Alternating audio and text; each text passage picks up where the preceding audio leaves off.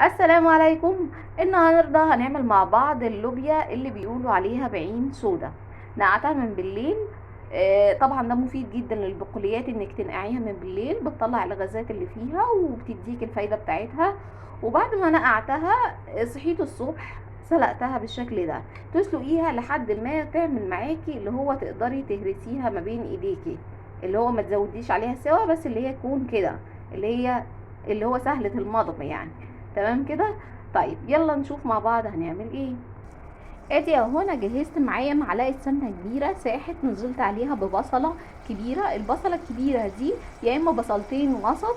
وادي دي معلقه السبع بهارات، وادي دي معلقه كزبره ناشفه، وادي دي نص معلقه ملح بشطه وكمون، وادي دي مرقه تدي تيست حلو قوي للاكل. نقلب بقى المكونات بتاعتنا كويس ونحمر البصله كويس. ادي اهي البصله بدات تحمر معايا، هنزل بنص معلقه توم او فصين توم زي ما تحبي، نحمرهم ونشوحهم كلهم سوا.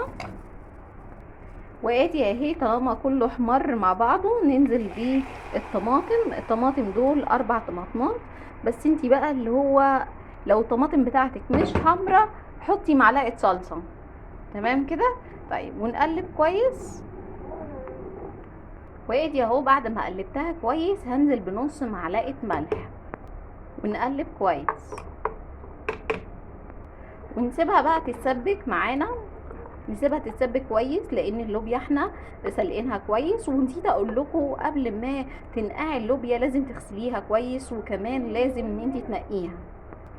ونص معلقه الثوم اللي احنا قلنا عليها دي حسب الرغبه، يعني لو حبيتي تحطيها حطيها، مش عايزه تحطيها خلاص مش مشكله، نكتفي بالبصل.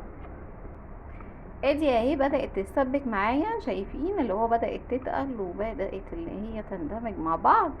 لو عندك لحمة هنسقط اللحمة دلوقتي، ما عندكيش لحمة خلاص يبقى هنستنى شوية وننزل اللوبيا.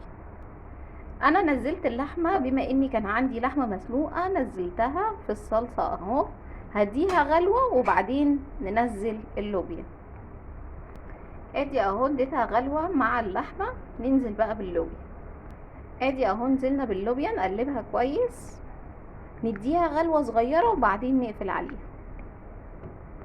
وادي اهي اللوبيا بعد ما خلصت معانا اديتها غلوتين ونزلتها في طبق التقديم اهو. شايفين يعني ما شاء الله حاجة جميلة تفتح النفس، اللي هو شكلها جميل وريحتها تحفة وطعمها تحفة.